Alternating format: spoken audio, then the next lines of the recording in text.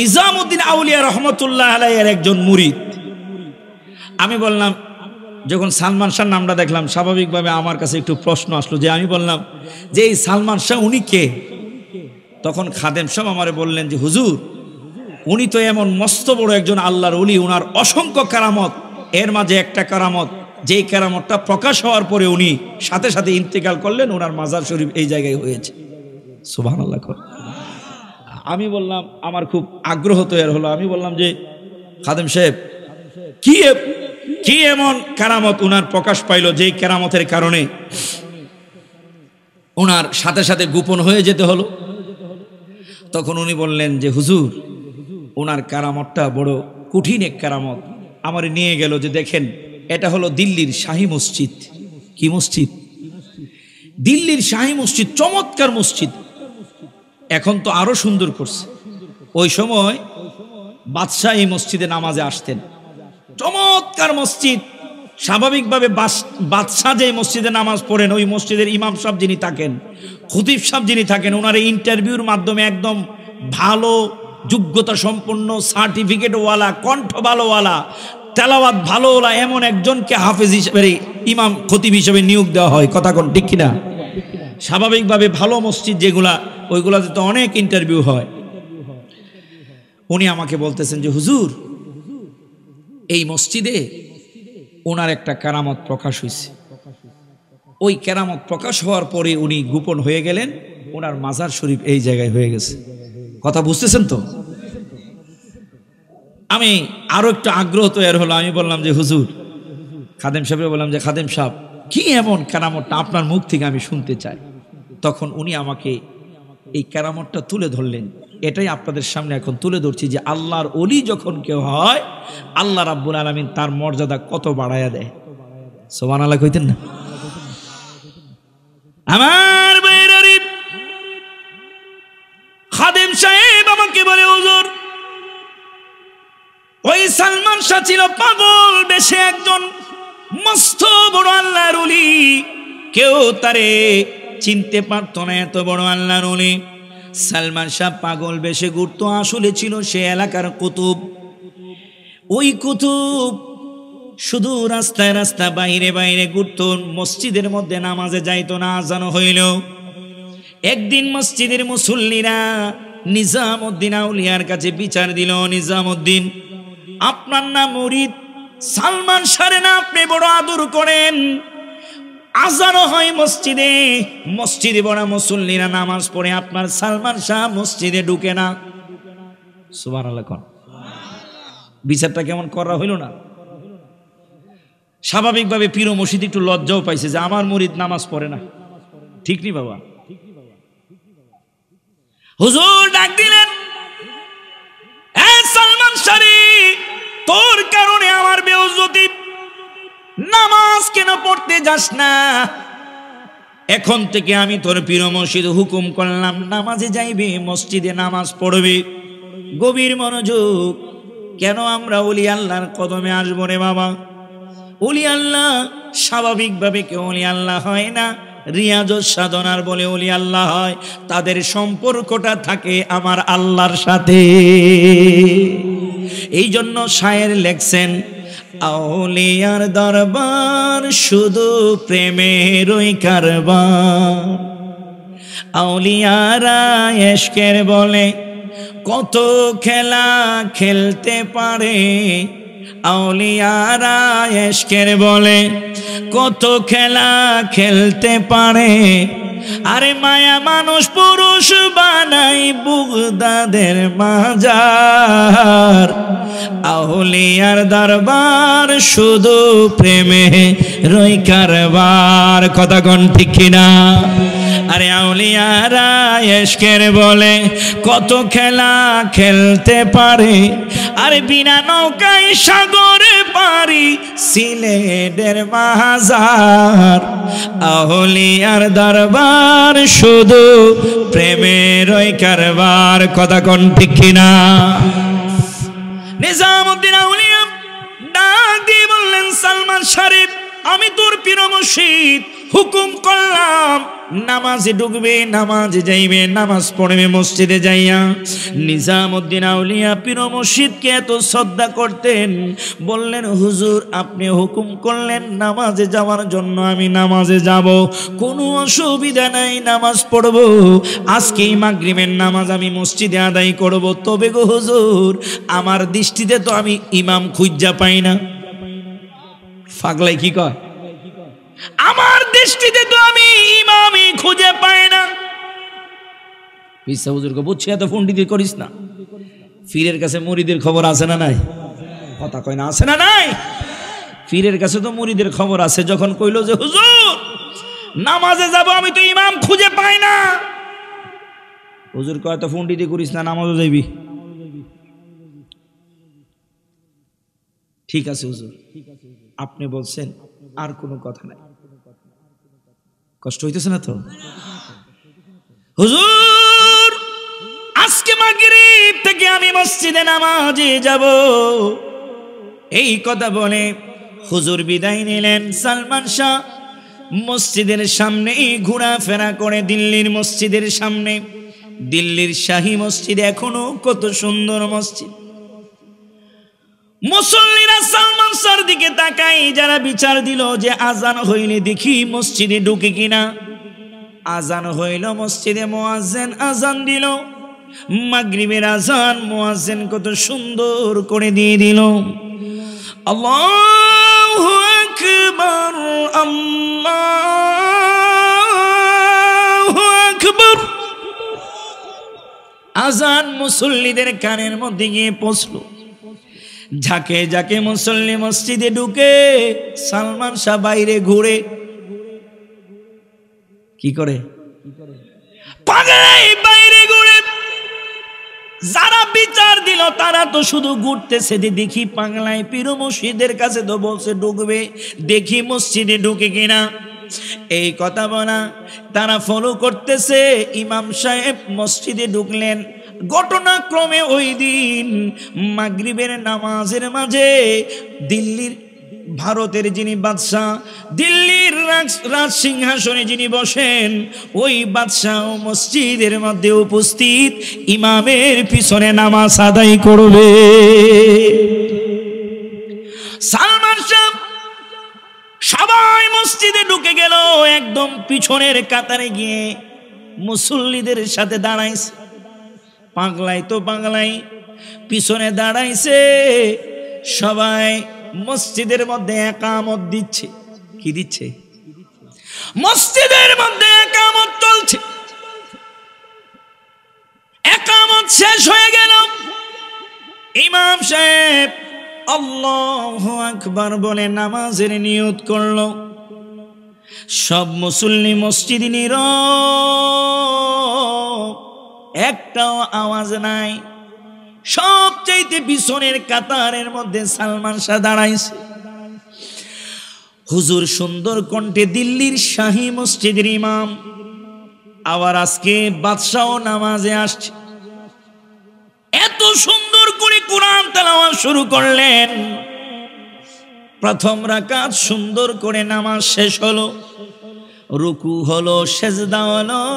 ইমাম সাহেব দ্বিতীয় রাকাতের জন্য দাঁড়াইলেন। দ্বিতীয় রাকাতের মধ্যে কেরাত পড়া শুরু করলেন। আশ্চর্যের বিষয় হলো, একদম পিছনের কাতারে সালমান শাহ এমন জোরে একটা চিৎকার মাইরা পায়ের মোড়া দিয়া দিল্লির মসজিদের মধ্যে এমন জোরে একটা আঘাত দিছে, দিয়া কই তোর আল্লাহ আমার পায়ের নিচে। গোল্ড অফ মদিনা, সুন্নিয়তের অহংকার। বাবা আগে ক্ষমা চেয়ে নিচ্ছি, আমি আবার কিচ্ছা কাহিনী তেমন বিষয় একটা বলতে পারি না। যতক্ষণ বলবো কোরআন হাদিসের এবারত বলবো, আর আপনাদের সামনে একটু অনুবাদ করবো। হ্যাঁ, এই কোরআন হাদিসের পরিপ্রেক্ষিতে কিছু কাহিনীও আপনাদের সামনে তুলে ধরবো, যেইগুলা ভিত্তিহীন নয়, প্রত্যেকটাই ভিত্তিওয়ালা। আলহামদুলিল্লাহ। আমার আল্লাহ বলেন, তিলকার রাসূলু ফাদ্দালনা বা'দাহুম আলা বা'দ, এই জায়গায় আমার আল্লাহ অন্য কারো আলোচনা করেন না, আমার আল্লাহ আলোচনা করতেছেন রাসূলদের, নবীদের উপরেও যাদের মর্যাদা আমার আল্লাহ দিয়েছেন তাদেরকে রাসূল বলা হয়। আমার আল্লাহ রাব্বুল আলামিন রাসূলদের আলোচনা করতে গিয়ে বলেন, আমি আল্লাহ এক রাসূলের চাইতে অন্য রাসূলের মর্যাদাকে বুলন্দ করলাম।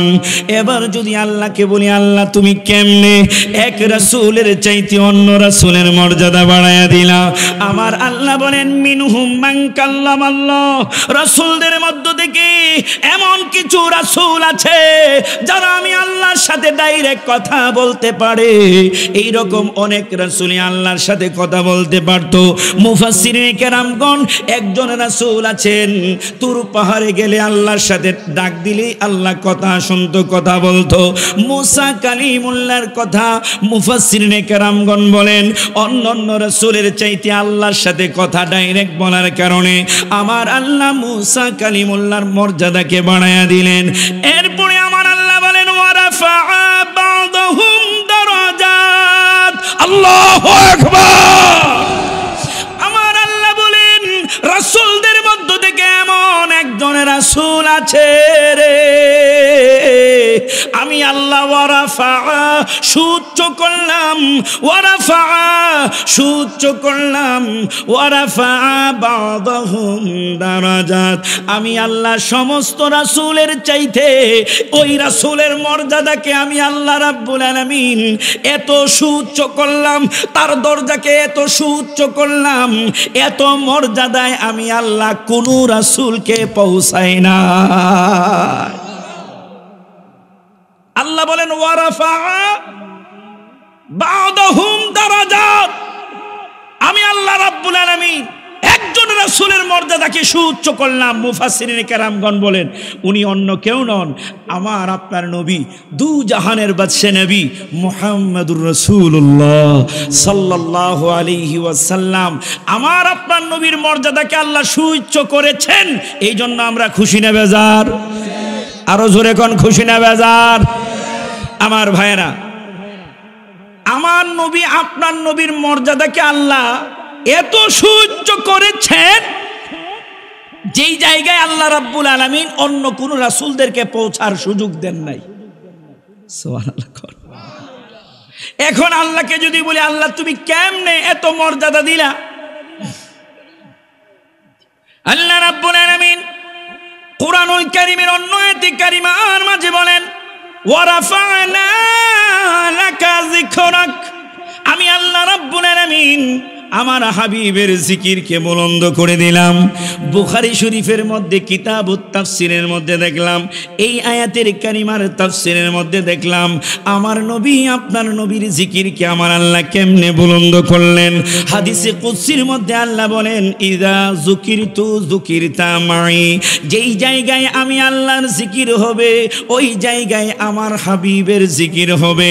যেই জায়গায় আমি আল্লাহর জিকির ওই জায়গায় আমার হাবিবের জিকির চলতে থাকবে। যেই জায়গায় আল্লাহর জিকির ওই জায়গায় আমার আপনার নবীর জিকির। এই জন্য আমরা খুশি কিনা? মুফাসসিরিনে মুহাদ্দিসিনে কেরামগণ এটার ব্যাখ্যা করলেন যে যেই জায়গায় আল্লাহর জিকির ওই জায়গায় নবীর জিকিরটা কেমনে হবে। মুহাদ্দিসিনে কেরামগণ বলেন যে যখন কালেমার জিকির হয় লা ইলাহা ইল্লাল্লাহ, সাথে সাথে মুহাম্মাদুর রাসূলুল্লাহ আছে না নাই? কথা কোন আছে না নাই? তো আল্লাহর জিকির লা ইলাহা ইল্লাল্লাহর পরে মুহাম্মাদুর রাসূলুল্লাহ। আমার আল্লাহ রাব্বুল আলামিন বলেন, ইযা যুকিরতু যুকিরতা মাই। যখন আমি আল্লাহর জিকির হবে ওই জায়গায় আমার হাবিবের জিকির হবে।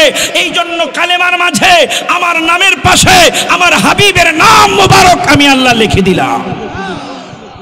মসজিদে আজানে মুয়াজ্জিন সাহেব আশহাদু আল্লা ইলাহা ইল্লাল্লাহর পরে আশহাদু আন্না মুহাম্মাদুর রাসূলুল্লাহ বলে কি বলে না? কথা কয় না? বলে কি বলে না? আমার আল্লাহ রাব্বুল আলামিন বলেন ইজা যুকিরতু যুকিরতা মাই, আযানের মাঝে আমি আল্লাহর জিকিরের পরে মুয়াজ্জিন আমার হাবিবের জিকির দিবে, ইকামতের মাঝে আমি আল্লাহর জিকিরের পরে আমার হাবিবের জিকির দিবে। শুধু তাই নয়, নামাজের মাঝে আমি আল্লাহর কুদরতি কদমে সেজদায় পড়বে, আমার হাবিবকে ওই নামাজের মাঝেও সালাম দিবে। চিৎকার মেরে কোন সুবহানাল্লাহ। এই জন্য আমার পীর সাহেব হুজুর কেবলা লেখছেন, নামাজের ভিতরে কাউকে সালাম দেওয়া যায় না, নবীকে সালাম না দিলে নামাজ তোবায় হয় না, নবীকে সালাম না দিলে নামাজ তোবায় হয় না। কথা কর, নামাজের মধ্যে আমার নবীর সালাম আছে না নাই? আরো জোরে কোন আছে না নাই? আশহাদু আন্না মুহাম্মাদুর রাসূলুল্লাহ। আমরা নামাজের মধ্যে আসসালামু আলাইকা আইয়ুহান নাবিয়্যু, এই সালাম নবীরে না দিলে নামাজ হবে? কারণ নবীজিকে সালাম দেওয়া নামাজের মধ্যে ওয়াজিব। তো আল্লাহ যদি নবীর শান বাড়ায়া দেয়, নবীর মান বাড়ায়া দেয়, ইজ্জত সম্মান বাড়ায়া দেয়, আল্লাহ রাব্বুল আলামিন যদি নিজেই তার হাবিবকে সুউচ্চ মাকামে পৌঁছায়া দেয়, আর আমি যদি রাগ গুসা করে ঘরের কোনায় গাল ফোলায় বসে থাকি, কারো কোনো আপত্তি আছে? আমার ভাইয়েরা, আমার এক শ্রেণীর ভাইদের নবীর শান শুনলে গায়ের মাঝে আগুন ধরতে থাকে। কথা কয় না? আমরা নবীরে দাঁড়ায় সালাম দিলে তাদের জবান দিয়ে বেদাতের ফতোয়া আসা শুরু করে। আমরা নবীর দুরূদ পড়তে থাকলে আমাদেরকে বেদাতি হুজুর বলা শুরু করে। জেনে রাখা প্রয়োজন, আল্লাহর নবী ছাড়া আল্লাহকে খুঁজে পাওয়ার কোনো সুযোগ আমি বলি না, আল্লাহ কোরআনে বলেন, আল্লাহ বলেন কুল আতিউল্লাহ ওয়া আতিউর রাসূল, তোমরা যদি আমি আল্লাহর আনুগত্য করতে চাও তাহলে আমার হাবিবের আনুগত্য করো। কুল ইন কুনতুম তুহিব্বুনাল্লাহ, তোমরা যদি আমি আল্লাহর ভালোবাসা পেতে চাও ফাত্তাবিউনি, আমার হাবিবের আনুগত্য করো। ইউহিব্বুকুমুল্লাহ, আমি আল্লাহর ভালোবাসা পেয়ে যাবে। আমি আল্লাহর ভালোবাসা যদি পাও পুরস্কার হিসাবে ওয়া ইয়াগফির লাকুম যুনুবাকুম, তোমার গোটা জিন্দেগি গুনাহগুলি আমি আল্লাহ মাফ করে দিব। নবীর ভালোবাসার দরকার আছে না নাই? এই আওয়াজ মানে না আছে না নাই? জবান খুলে কোন আছে না নাই? গভীর মনোযোগ। আমার নবী, আপনার নবীর ভালোবাসা যদি হৃদয়ের মধ্যে থাকে, আল্লাহর নবীকে যদি ভালোবাসা যায়, আপনার আমার দাম আমার আল্লাহ বানায়া দিবে। শুধু বানায়া দিবেন না, আমার আল্লাহ রাব্বুল আলামিন ওই নবীর সাথে আমাকে আপনাকে জান্নাতে রাখবে। আমার নবীর সাহাবী আল্লাহর নবীর কাছে এসে বলে, আন্না হযরত আনাস রাদিয়াল্লাহু তাআলা আনহু থেকে হাদিস শরীফটা বর্ণিত, আন্না রাজুলান আতান নবিয়া সাল্লাল্লাহু আলাইহি ওয়াসাল্লাম, আমার নবীর সাহাবী নবীজির কাছে এসে বললেন, ইয়া রাসূলুল্লাহ, নবী গো, আমি আপনার কাছে জানতে চাই কিয়ামতটা কখন হবে, আপনি আমারে একটু বলেন। আমরা নবীকে ভালোবাসি কি বাসি না? আওয়াজের বাইল তো বেশি ভালো না, একটু জবানটা খুলে বলুন, ভালোবাসি কি বাসি না? পিসাব হুজুর কেবলা ভালোবাসার কথা বলে কি বলে না? এই মাহফিলে নবীর প্রেমের কথা বলা হয় কি হয় না? এখন নবীরে ভালোবাসলে কি লাভ? সহিহ বুখারী শরীফের একটা বর্ণনা আপনাদের সামনে তুলে ধরছি। আন্না রাজুলান, অসুবিধা হইতেছে না তো? এই উঠা বসা করলে সুন্দর দেখা যায় না, এর মধ্য থেকে এক একজন উঠেন, আবার আইসা এক একজন বসেন। তা এরকম করলে বক্তার মাইন্ডটি একটু কেমন কেমন লাগে, আলোচনা ধারাবাহিকতা ঠিক থাকে না। এই জন্য সকলের কাছে অনুরোধ করব, আমি লম্বা সময় কথা বলবো না। আসলে আমি হইলাম সন্ধ্যা রাত্রের বক্তা, কারণ আমরা কোরআন হাদিসের চেষ্টা করি আয়াত হাদিস শরীফ এবারত সহ তুলে ধরে অর্থ তুলে ধরার জন্য। গভীর রাত্রে হচ্ছে যেই বক্তারা মোটামুটি আলহামদুলিল্লাহ গজল, আমিও গজল গাইতে পারি, পারি না যে তা না, জিকিরও করতে পারি, সবাই পারি, তারপরও চেষ্টা করি কোরআন হাদিসের কথাগুলান তুলে ধরার জন্য। এই জন্য গভীর রাত্রে আমাদের কথাগুলান অনেকের কাছে খারাপ লাগতে পারে, কিন্তু আমি দেখলাম যখন চেয়ারে বসলাম সবগুলান মানুষের চেহারা দিকে তাকাইছি, আমি দেখলাম যে এই প্যান্ডেলে যারা বসা আছে একদম সাচ্চা আশিকে রাসূলের দল। এই জন্য আমি চিন্তা করলাম যে এই জায়গায় কিছু বলার দরকার আছে। যখন আপনি আমি নবীকে ভালোবাসি, আরো যখন কোরআন হাদিস থেকে কিছু কথা শুনবো, তখন নিজের মধ্যে এটার একটা স্পিরিট বেড়ে যাবে। কথা কয় না স্পিরিট বাড়বে। এই জন্য আমি চিন্তা করলাম যে কিছু কথা বলে তারপরে যাচ্ছি ঘটনায়। আমার নবী আপনার নবীর কাছে একজন সাহাবী এসে বলে, ইয়া রাসূলুল্লাহ, নবী গো, ক্বালা মা তাসাতা ইয়া রাসূলুল্লাহ, নবী গো, কখন কিয়ামত হবে আপনি একটু আমারে জানায়া দেন। সাহাবীরা জানে কিয়ামত কখন হবে, দুনিয়ার কেউ বলতে না পারলেও আমার নবী বলতে পারবে। কথা কোন ঠিক কিনা? নবীর এই গান দিছে কে? এই জ্ঞান দিছে কে? গায়েবের খবর আমার নবী দিতে পারবে। সাহাবায়ে কেরামের বিশ্বাস ছিল, এই আকীদা ছিল। আর আজকে বর্তমানে ওই নবীর হাদিস শরীফ পড়ে আমি মুফতি মুহাদ্দিস হওয়ার পরে কই, নবী গুরু গাদার চাইতেও কম জ্ঞানের অধিকারী। নাউজুবিল্লাহ। আমার নবীর সাহাবী আমার নবীকে ডাক দিয়ে কই, ইয়া রাসূলুল্লাহ, নবী গো, কখন কিয়ামত হবে আপনি একটু বলেন। আমার নবী বলেন, ক্বালা মা আতাদাত লাহা, তুমি কিয়ামতের জন্য কি সংগ্রহ করলে আমার একটু বলো। তুমি যে কিয়ামতের খবর নিচ্ছ, কিয়ামতের জন্য কোনো কিছু সংগ্রহ করেছো কিনা বলো। সাহাবী ডাক দিয়ে বলে, ক্বালা মা আতাদাত লাহা মিন কাসীরিন সালাতিন ওয়ালা সাওমিন ওয়ালা সাদাকাতিন, নবী গো, আমার বেশি নামাজ নাই, বেশি রোজা নাই, বেশি দান সদকা নাই গো নবী। ইয়া রাসূলুল্লাহ, কিয়ামতের ময়দানে আমি নামাজ দিয়ে পার হয়ে যাব, এই রকম নামাজ আমার বেশি বেশি নাই। ইয়া রাসূলুল্লাহ, আমি রোজা দিয়ে পার হয়ে যাব, এই রকম বেশি বেশি রোজা আমার নাই। ও নবী গো, দান সদকাও এমন নাই, কিয়ামতের ময়দানে আমি দান সদকা দিয়ে পার হয়ে যাব। আমার নবীর সাহাবী কই, ও আমার বন্ধুরা রে, আমাদের জন্য কত বড় আশার আলো। নবীর সাহাবী কই, নবী গো,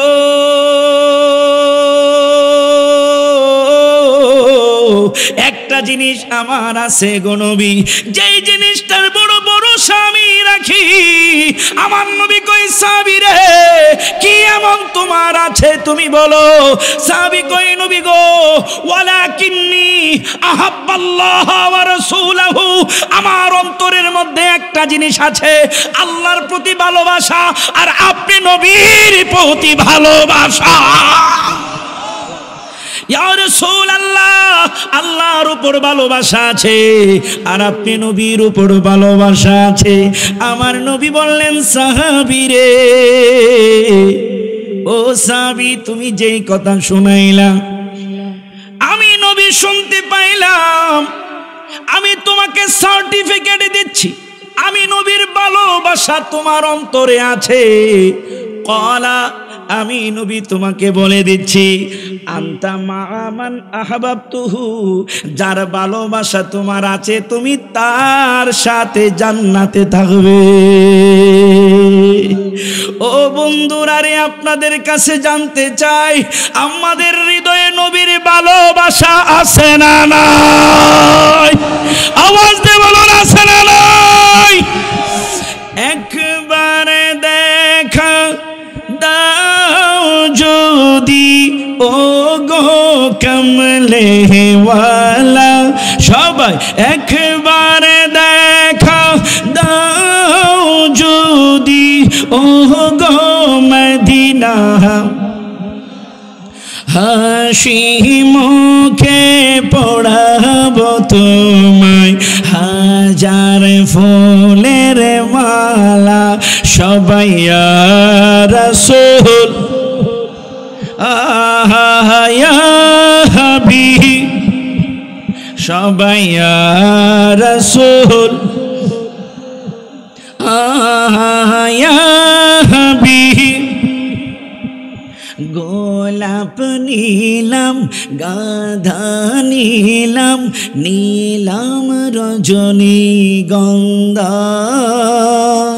মনের সুখে মালা গাঁথিলাম সকাল থেকে সন্ধ্যা, একবার দেখা দাও যদি ও গো কামলে ওয়ালা, সবাই একবার দেখা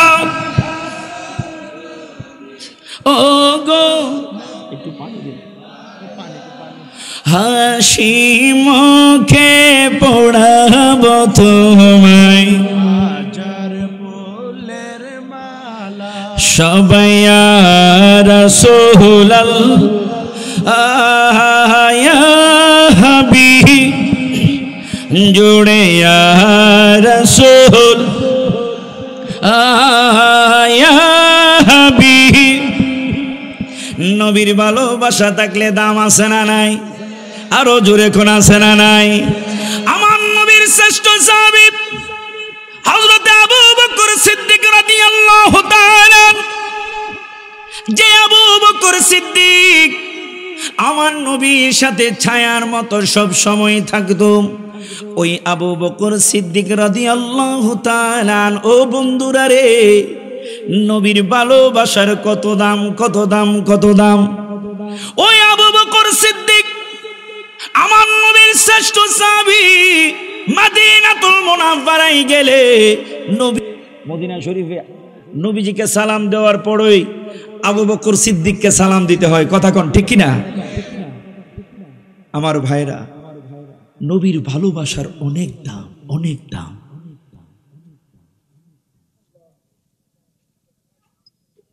কত দাম? একদিন আমার নবী, আপনার নবী, আল্লাহ সুবহানাহু ওয়া তাআলা জিবরাইলকে ডাক দিলেন, ও জিবরাইল, যাও, আমি আল্লাহ রাব্বুল আলামিন তোমাকে হুকুম করলাম, ওই ইহুদিদের কবরে 3 দিন পর্যন্ত কবরের আযাব বন্ধের ঘোষণা দিয়ে দাও। সুবহানাল্লাহ। না বুঝছি আপনারা কাইর হয়ে গেছেন গা, ওয়াজ শুনতে শুনতে রাত 3টা বাজাইছেন, আর কত কইবেন সুবহানাল্লাহ। যে হুজুর ফুতি বক্তাই তো আয়েশা কইছে জোরে কর, জোরে কর। আমরা তো জোর দিতে দিতে আর পারি না, নাবির গুড়া বেদনা করে। জোরে বলে লস আছে। আজকে একটা রাত্র, আগামী কালকেতেই কেউ বলবে না জোরে বলেন, কথা কোন ঠিক কিনা? সেত লেনে দেখা যায়, সেত উঠলেনে দেখা যায় গলারে, এই সময় দেখা যায় কত শক্তি। আর আল্লাহর গান গাইবেন, আল্লাহর কথা বলবেন, ওই জায়গায় কৃপণতা কেন? ওই জায়গায় যত শক্তি দেওয়া যায়। আমার আল্লাহ জিব্রাইলকে কয়, ও জিব্রাইল, 3 দিনের জন্য নোটিশ দিয়ে দাও, ইহুদিদের কবরে কোনো আযাব চলবে না। জিব্রাইল কয়, আল্লাহ এটা কি কইলা? 3 দিন আযাব চলবে না, এটা কেমন কথা? তুমি না কিয়ামত পর্যন্ত নিযুক্ত দিয়া দিছো, বাইরেইতাছে দুমছে, কানে শুনে না, সহে দেহে না, হেরে দায়িত্ব দিয়া দিছো, দুমছে হে বাইরেইতাছে, এর কাম ওই বাইরানি। আমার আল্লাহ বলেন নবীর ভালোবাসার কত দাম। আমার আল্লাহ বলেন, জিবরাইল রে, আমি আল্লাহ হুকুম দিয়ে দিলাম, যা যা 3 দিনের জন্য ইহুদিদের কবরের আযাব বন্ধ করে দাও। জিবরাইল আল্লাহর হুকুম পায়া চলে আসলো, ফেরেশতাদেরকে ডাক দিয়ে বলে, ও ফেরেশতারা রে, 3 দিন পর্যন্ত কবরে কোনো আযাব দিতে পারবা না, আযাব দিবা না, আযাব দিবা না। ফেরেশতারা যা হুকুম তাই বসে আছে। 3 দিন পরে আবার আযাব শুরু হবে। জিবরাইল আমার আল্লাহরে ডাক দিয়ে কই, আল্লাহ বুঝলাম না কেন তুমি 3 দিনের জন্য আযাব বন্ধ করে দিলা। আমার আল্লাহ ডাক দিয়ে কই, জানে যা জিবরাইল, আমি আল্লাহ কেন বন্ধ করলাম তোরে জানায়া দিচ্ছি। আমার নবীর সাহাবী, আমার বড় প্রিয় আবু বকর সিদ্দিক, ওই আবু বকর চিরুনিটা নিয়া দাড়ির মধ্যে দাড়ি আশ্রয় ছিল। কি করছিল? কথা কই না রে, কি করছে? আমার নবীর সাহাবী, আমার বড় প্রিয় আবু বকর, যারে আমি সিদ্দিক উপাধি দিলাম, ওই আবু বকর দাড়ি আশ্রাইল। দাড়ির কত দাম, দাড়ির মুমিনের দাড়িরও কত দাম। এই জন্যই তো নবী বলেন, মান আহাব্বা সুন্নতি ফাকাদ আহাব্বানি, যে আমার সুন্নতকে ভালোবাসে সে যেন আমি নবীরে ভালোবাসে। নবীরে ভালোবাসলে দাম আছে না নাই? নবী বলেন, ওয়ামান আহাব্বানি কানা মাই ফিল জান্নাহ, যে আমি নবীরে ভালোবাসে সে আমি নবীর সাথে জান্নাতে থাকবে। ও বন্ধুরা রে, আবু বকর সিদ্দিক চিরুনিটা নিয়ে দাড়ির মধ্যে আশ্রাইলেন। আল্লাহর নবী বলেন, রাতের বেলায় শোয়ার আগে দাড়ি আশ্রায়া শোয়া সুন্নত। আমি নবী দাড়ি আশ্রায়া শুইতাম। আবু বকর সিদ্দিক তো আমার নবীর পুঙ্খানুপুঙ্খ কথাগুলান পালন করতেন। আবু বকর সিদ্দিক দাড়ি গুলান আছড়ালেন, আশ্রায়া আশ্রায়া রাতের বেলায় বিছানার মধ্যে শুয়ে পড়ল। মদিনাতুল মুনাওয়ারার মধ্যে জ্বর শুরু হলো, বাতাস শুরু হয়ে গেল। আবু বকর সিদ্দিক যখন দাড়ি আশ্রাইলেন, তিনটা দাড়ি চিরুনির মধ্যে লেগে গেল।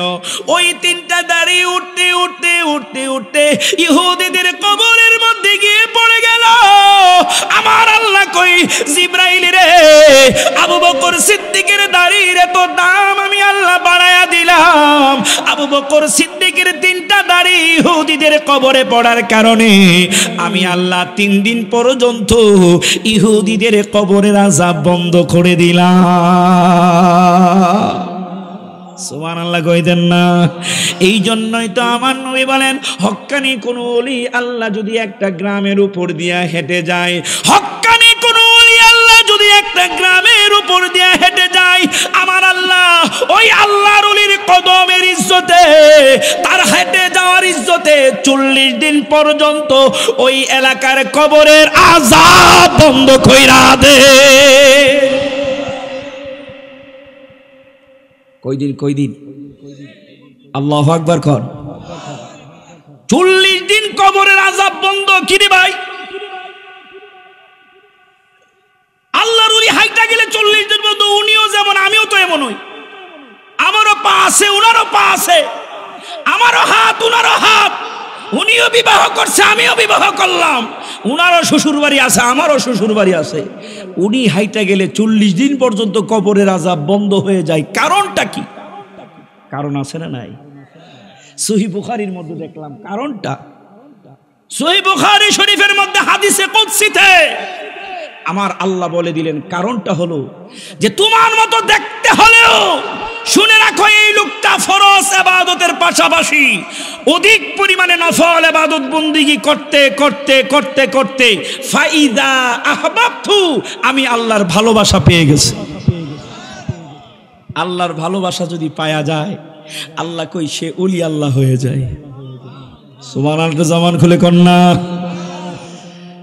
যখন সে ওলি আল্লাহ হয়ে যায়, আল্লাহ বলেন, কুনতু সামাহুল্লাযী ইয়াসমাউ বিহি ওয়া বাসারাহুল্লাযী ইয়াবসুরু বিহি ওয়া ইয়াদাহুল্লাতী ইয়াবতুশু বিহা ওয়া রিজলাহুল্লাতী ইয়ামশি বিহা ওয়া ইন সালানি আতাইতুহু ওয়া লা ইন ইস্তাদানি লা উইযান্নাহু।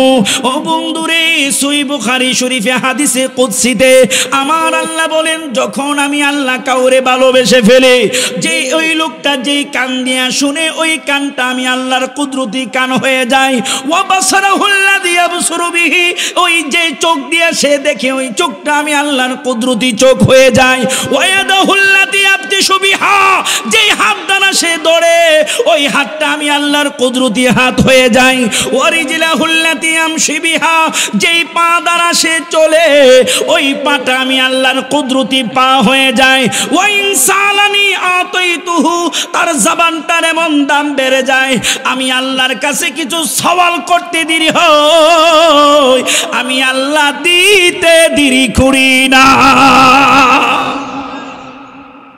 দেখতে একরকম হলেও সে পৌঁছে গেছে আল্লাহর কাছে। কথা কোন ঠিক কিনা? আমি আপনি পানির মধ্যে 1000 বার ফু দিলেও পেটের বেমার ভালো হয় না, পেটের ব্যথা ভালো হয় না, অসুস্থতা থেকে সুস্থ হয় না। হক্কানি আল্লাহর ওলিদের কাছে গিয়ে পানি দিলে, ফু দিয়ে দিল, পানি খাওয়ার পরে দেখা যায় মনের যেই ইচ্ছা নিয়ে পানি খাইছে ওই ইচ্ছা পূরণ হয়ে যায়। কথা কোন ঠিক কিনা? আপনাকে কষ্ট হইতেছে?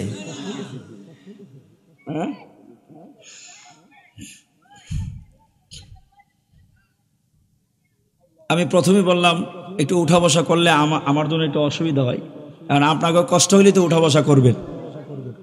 রহমতে আলম নবী নূরে মুজাসসাম, সাহাবীরা আতর বানাই ওই নবীজির গাম। বাবা সাহাবীরা আতর বানাই ওই নবীজির গাম। সবাই বললে কি কোনো অসুবিধা হবে? মোটামুটি সবাই এই গজলটা জানেন, একটু জবানটা খুলে আমার নবী খুশি হয়ে যাবে। রহমতে আলম নবী সাহাবীরা আতর বানাই সবাই, সাহাবীরা আতর বানাই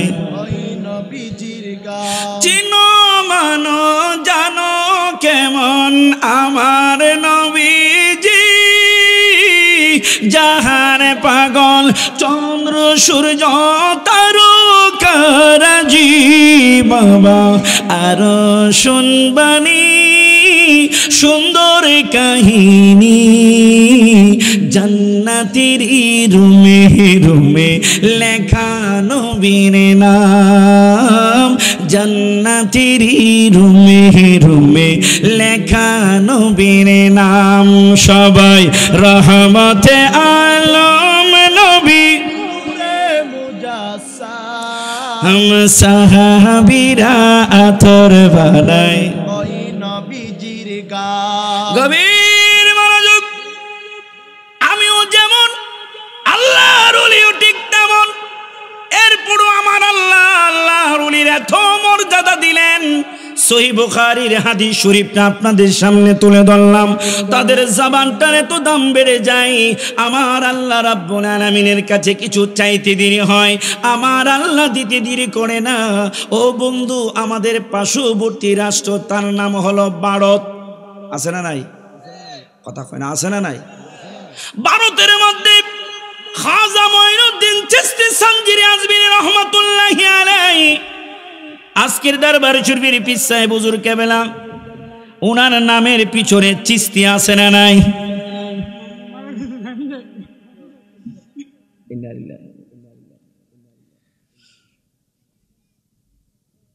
খাজা মঈনুদ্দিন চিশতি সানজিরি আজমিরি রহমাতুল্লাহি আলাইহি, ওনার খলিফা নিজামউদ্দিন আউলিয়া, দিল্লির মধ্যে যার মাজারটা রয়েছে, আমি গুনাহগার, ওনার মাজার শরীফ জিয়ারতে গেলাম। এই এদিকে ওনার মাজার শরীফ জিয়ারতে গেলাম। যাওয়ার পরে মাজার শরীফের খাদেম সাহেব আমারে ভিতরে নিলেন, খুব সম্মান দিলেন, বাংলাদেশের একজন আলেম। আমি গেলাম, যাওয়ার পরে মাজারের খাদেম সাহেব আমাকে বললেন, হুজুর এটা হলো নিজামউদ্দিন আউলিয়ার মাজার শরীফ। আমি ওই মাজার শরীফ জিয়ারত করলাম, দেখলাম আশেপাশে আরো অনেকগুলান মাজার শরীফ আছে। আমি মাজারের খাদেম সাহেব আমাকে পরিচয় করাচ্ছে, এটা অমুকের মাজার, এইটা অমুকের মাজার, এইটা অমুকের মাজার, এইরকম ভাবে বেশ কয়েকটা মাজার শরীফ পরিচয় করাইলো। দেখলাম একটা মাজারের মধ্যে লেখা হযরত সালমান শাহ রহমাতুল্লাহি আলাইহি। কি নাম? কথা কয় না, কি নাম? আমাদের সিলেটের বাবা শাহজালাল ইয়ামুনি রহমতুল্লাহের মাজার শরীফের ওই পাশে কবরস্থানেও একজন সালমান শাহ শুয়ে রয়েছে। আবার ওই সালমান শাহ না, আমাকে বাংলাদেশের একজন নায়ক সালমান শাহ শুয়েছে কিনা? ওই সালমান শাহ না, উনি হচ্ছে নিজামউদ্দিন আউলিয়া রহমতুল্লাহ আলাইহির একজন মুরিদ। আমি বললাম, যখন সালমান শাহ নামটা দেখলাম, স্বাভাবিকভাবে আমার কাছে একটু প্রশ্ন আসলো, যে আমি বললাম যে এই সালমান শাহ উনি কে? তখন খাদেম সাহেব আমারে বললেন যে হুজুর, উনি তো এমন মস্ত বড় একজন আল্লাহর ওলি, উনার অসংখ্য কারামত, এর মাঝে একটা কারামত, যেই কারামতটা প্রকাশ হওয়ার পরে উনি সাথে সাথে ইন্তেকাল করলেন, ওনার মাজার শরীফ এই জায়গায় হয়েছে। সুবহানাল্লাহ।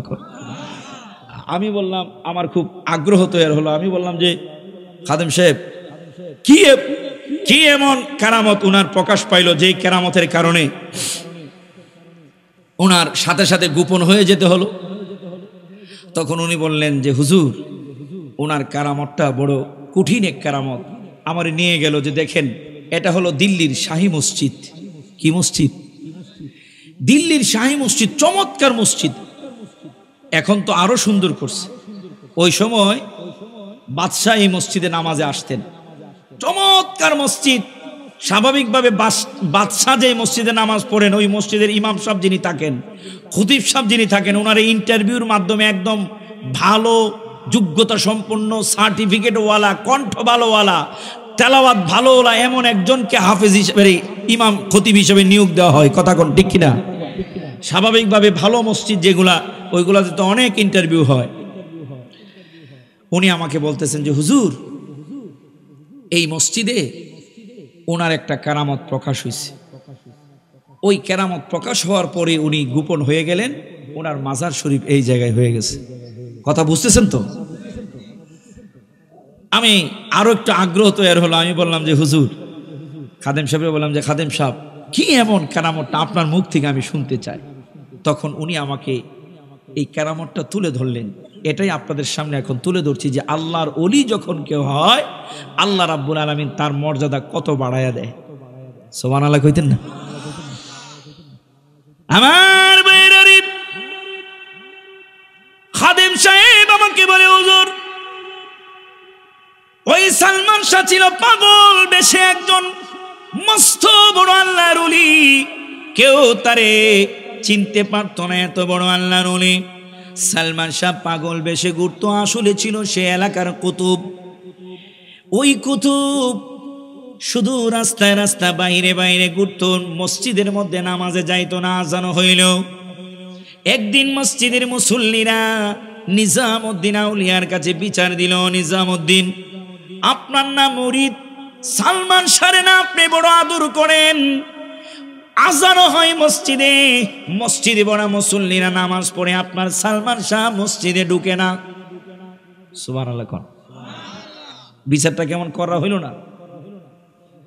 স্বাভাবিকভাবে পীর ও মসজিদ একটু লজ্জাও পাইছে যে আমার মুরিদ নামাজ পড়ে না। ঠিক নি বাবা?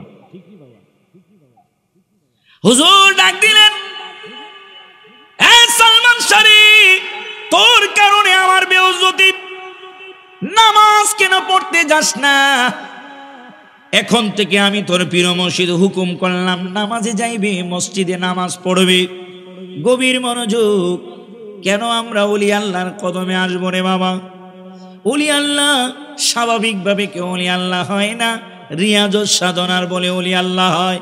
তাদের সম্পর্কটা থাকে আমার আল্লাহর সাথে। এই জন্য শায়ের লেখছেন, আউলিয়ার দরবার শুধু প্রেমেরই কারবার, আউলিয়ারা ইশকের বলে কত খেলা খেলতে পারে, আউলিয়ারা ইশকের বলে কত খেলা খেলতে পারে। আরে মায়া মানুষ পুরুষ বানাই বুগদাদের মাজার, আউলিয়ার দরবার শুধু প্রেমে রই কারবার। কথা কোন ঠিক কিনা? আরে আউলিয়ারা ইশকের বলে কত খেলা খেলতে পারে, আরে বিনা নৌকায় সাগরে পারি সিলেটের মাজার, আউলিয়ার দরবার শুধু প্রেমের ওই কারবার। কথা কোন ঠিক কিনা? নিজামউদ্দিন আউলিয়া ডাক দিয়ে বললেন, সালমান শরীফ, আমি তোর পীর মুর্শিদ হুকুম করলাম, নামাজে ঢুকবে, নামাজে যাইবে, নামাজ পড়বে মসজিদে যাইয়া। নিজামউদ্দিন আউলিয়া পীর মুর্শিদকে এত শ্রদ্ধা করতেন, বললেন, হুজুর আপনি হুকুম করলেন নামাজে যাওয়ার জন্য, আমি নামাজে যাব, কোনো অসুবিধা নাই, নামাজ পড়ব। আজকেই মাগরিবের নামাজ আমি মসজিদে আদায় করব। তবে গো হুজুর, আমার দৃষ্টিতে তো আমি ইমাম খুঁজা পাই না। পাগলাই কি কয়? আমার দৃষ্টিতে তো আমি ইমামই খুঁজে পাই না। পিসা হুজুরকে বুঝছি, এত পণ্ডিতি করিস না। পীরের কাছে মুরিদের খবর আছে না নাই? কথা কয় না, আছে না নাই? পীরের কাছে তো মুরিদের খবর আছে। যখন কইলো যে হুজুর নামাজে যাব, আমি তো ইমাম খুঁজে পাই না, হুজুর কয় এত পণ্ডিতি করিস না, নামাজে যাইবি। ঠিক আছে হুজুর, আপনি বলছেন, আর কোনো কথা নাই। কষ্ট হইতেছে না তো? হুজুর আজকে মাগরিব থেকে আমি মসজিদে নামাজে যাব, এই কথা বলে হুজুর বিদায় নিলেন। সালমান শাহ মসজিদের সামনে ঘোরাফেরা করে, দিল্লির মসজিদের সামনে। দিল্লির শাহী মসজিদ এখনো কত সুন্দর মসজিদ। মুসল্লিরা সালমান শাহর দিকে তাকাই, যারা বিচার দিল যে আজান হইলে দেখি মসজিদে ঢুকে কিনা। আজান হইল, মসজিদে মুয়াজ্জিন আজান দিল, মাগরিবের আজান মুয়াজ্জিন কত সুন্দর করে দিয়ে দিল। আল্লাহু আকবার, আল্লাহু আকবার। আজান মুসল্লিদের কানের মধ্যে গিয়ে পৌঁছলো। ঝাঁকে ঝাঁকে মুসল্লি মসজিদে ঢুকে, সালমান শাহ বাইরে ঘুরে। কি করে? পাগলাই বাইরে ঘুরে। যারা বিচার দিল তারা তো শুধু ঘুরতেছে, দেখি পাগলাই পীর মসজিদের কাছে তো বলছে ঢুকবে, দেখি মসজিদে ঢুকে কিনা। এই কথা বলা তারা ফলো করতেছে। ইমাম সাহেব মসজিদে ঢুকলেন। ঘটনাক্রমে ওই দিন মাগরিবের নামাজের মাঝে দিল্লির, ভারতের যিনি বাদশাহ, দিল্লির রাজ সিংহাসনে যিনি বসেন, ওই বাদশাহ মসজিদের মধ্যে উপস্থিত, ইমামের পিছনে নামাজ আদায় করবে। সালমান শাহ সবাই মসজিদে ঢুকে গেল, একদম পিছনের কাতারে গিয়ে মুসল্লিদের সাথে দাঁড়াইছে। পাগলাই তো পাগলাই পিছনে দাঁড়াইছে। সবাই মসজিদের মধ্যে একামত দিচ্ছে। কি দিচ্ছে? মসজিদের মধ্যে একামত চলছে। একামত শেষ হয়ে গেল। ইমাম সাহেব আল্লাহু আকবার বলে নামাজের নিয়ত করলো। সব মুসল্লি মসজিদ নীরব, একটাও আওয়াজ নাই। সবচাইতে পিছনের কাতারের মধ্যে সালমান শাহ দাঁড়াইছে। হুজুর সুন্দর কণ্ঠে, দিল্লির শাহী মসজিদের ইমাম, আবার আজকে বাদশাহ নামাজে আসছে। এত সুন্দর করে কোরআন তেলাওয়াত শুরু করলেন। প্রথম রাকাত সুন্দর করে নামাজ শেষ হলো, রুকু হলো, সেজদা হলো। ইমাম সাহেব দ্বিতীয় রাকাতের জন্য দাঁড়াইলেন। দ্বিতীয় রাকাতের মধ্যে কেরাত পড়া শুরু করলেন। আশ্চর্যের বিষয় হলো, একদম পিছনের কাতারে সালমান শাহ এমন জোরে একটা চিৎকার মাইরা পায়ের মোড়া দিয়া দিল্লির মসজিদের মধ্যে এমন জোরে একটা আঘাত দিছে, দিয়া কই, তোর আল্লাহ আমার পায়ের নিচে। আল্লাহু আকবার। তোর আল্লাহ কোথায়? কথা কয় না। তোর আল্লাহ আমার পায়ের নিচে। স্বাভাবিকভাবে যখন মসজিদে নামাজ হয়, ইমাম সাহেব যখন কেরাত পড়ে, তখন মসজিদের সবাই নীরব হয়ে কেরাত শুনে। কথা কয় না। সবাই নীরবে কেরাত শুনে। এর মধ্যে যদি একজন জুড়ে একটা শিক্ষার মারে, তাহলে এবার বুঝেন কি ডরে বয়ে কারো নামাজ কি আছে। একজন ডরে ফাল্লায় না, নামাজই ছেড়ে দিছে। এমন জোরে দিছে একটা মুড়া, মাড়ি ফাড়াই লেছে পুরা। পাকা করা মসজিদ ফাড়ায় ফেলাইছে। নামাজ শেষ হয়েছে পরে তো বাদশাহ গার গুড়াইয়া চায়, মুসল্লিরা গার গুড়াইয়া চায়। স্বাভাবিকভাবে দেখেন, আমাকে মসজিদে কারো যদি মোবাইলের একটু রিংটোন বাজে, হে যদি বন্ধ না করে, সালামটা ফিরালে, এই কার মোবাইলে বাজে রে, মোবাইলটা বন্ধ করতে সস্তা। কথা কর। আর হে তো মরছে এমন জোরে শিক্ষা দিয়ে দিছে, মুরা একটা ধাম কইরা দিয়া, তোর আল্লাহ আমার ফাওয়ার নিছে। পাগলায় সব পিছনের দিকে তাকায়া, এই কে কাজটা কে করলো? সবাই কয়, আর কেডা করবো? এই পাগলায় এতদিন মসজিদে আইছিল এক বালা, আজকে মসজিদে আয়া সবার নামাজ ভাঙছে। বাদশাহ আপনি উপস্থিত, আপনার কাছে বিচার দিলাম, কে রে কামড়ে হে করলো? আল্লাহু আকবার কর। এই কলবটাকে জিন্দা করার দরকার আছে না নাই? এই কলবটা জিন্দা যার,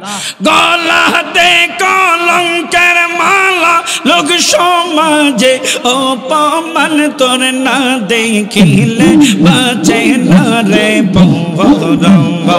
ও গো আমার মুর্শিদ জান তোর না দেখিলে বাঁচে না রে পৌরবা। আল্লাহ আল্লাহ আল্লাহ আল্লাহ আল্লাহ আল্লাহ।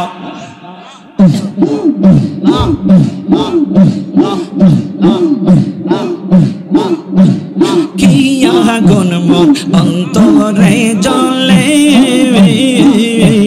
সেই আগুন কি ঠান্ডা গো হবে জলে ভিজাইলে। কি আগুন মোর অন্তরে জ্বলে, সেই আগুন কি ঠান্ডা গো হবে জলে ভিজাইলে। তোর বুকেতে বুক মিশাইলে, তোর বুকেতে বুক মিশাইলে হয়তো জালার অবসান তোর না দেখিলে বাঁচে না রে পৌরবা। ও গো আমার আশিক জান তোর না দেখিলে বাঁচে না রে পৌরবা। আল্লাহ আল্লাহ আল্লাহ। জবান খুলে মহব্বতে কলবের মাঝে আল্লাহ আল্লাহ আল্লাহ আল্লাহ আল্লাহ।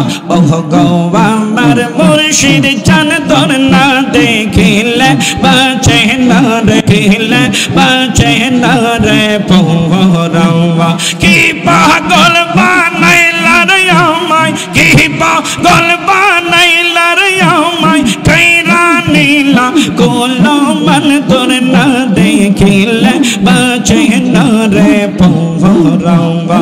ও গো আমার আশিক জান তোর না দেখিলে বাঁচে না রে পৌরবা। আল্লাহ আল্লাহ আল্লাহ আল্লাহ আল্লাহ আল্লাহ আল্লাহ আল্লাহ। তোমার প্রেমে এত গো জ্বালা, লোক সমাজে কইতে গো নারী অন্তর হই কালা। তোমার প্রেমে এত গো জ্বালা, লোক সমাজে কইতে গো নারী অন্তর হই কালা। গলাতে কলঙ্কের মালা, হাই হাই গলাতে কলঙ্কের মালা, লোক সমাজে অপমান তোর না দেখিলে বাঁচে না রে পৌরবা। আল্লাহ আল্লাহ আল্লাহ আল্লাহ আল্লাহ। কি আগুন মোর অন্তরে জ্বলে, সেই আগুন কি ঠান্ডা গো হবে জলে ভিজাইলে। কি আগুন মোর অন্তরে জ্বলে, সেই আগুন কি ঠান্ডা গো হবে জলে ভিজাইলে। তোর বুকেতে বুক মিশাইলে, হাই হাই তোর বুকেতে বুক মিশাইলে হয়তো জালার অবসান তোর না দেখিলে বাঁচে না রে পৌরবা। আল্লাহ আল্লাহ আল্লাহ আল্লাহ আল্লাহ আল্লাহ আল্লাহ আল্লাহ আল্লাহ। মুর্শিদ পরশ মনি গো আমার মুর্শিদ সোনা খনি গো, লোহারে বানাইল রে খানসা সোনাবা।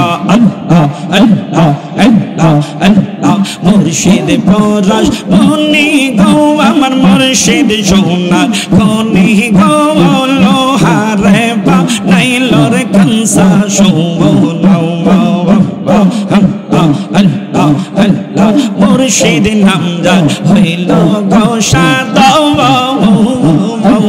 বিনা দুধে দই পাতিয়া উঠাইছে মাখোয়া। মুর্শিদ নামজান হইল গো সাদা, বিনা দুধে দই পাতিয়া উঠাইছে মাখোয়া। ওই মাখন বখন করলে ওই মাখন বখন করলে মরণের বই তাকে না লোহারে বা নাইলর কানসা শুভনাম্বা মুর্শিদ পরশ মনি গো আমার মুর্শিদ সোনা খনি গো লোহারে বা নাইলর কানসা শুভনাম্বা আল্লাহ আল্লাহ আল্লাহ হালকা একটু দাও Allah Allah Allah Allah Allah Allah Allah Allah Allah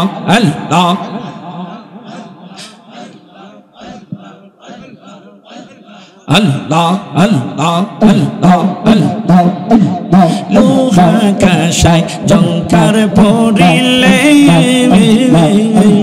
পরিষ্কার হয় গসলে মাজলে গো লোহা কাশায় জঙ্কার পড়িলে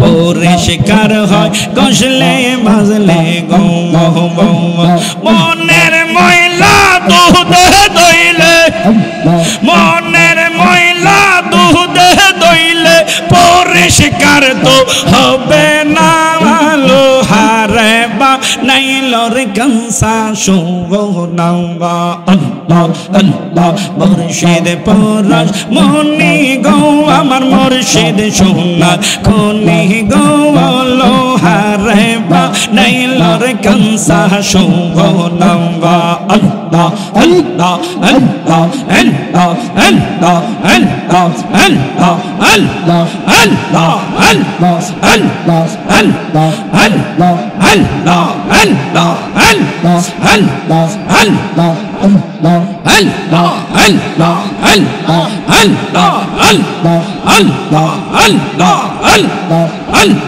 Allah Allah Allah Allah Allah Allah Allah La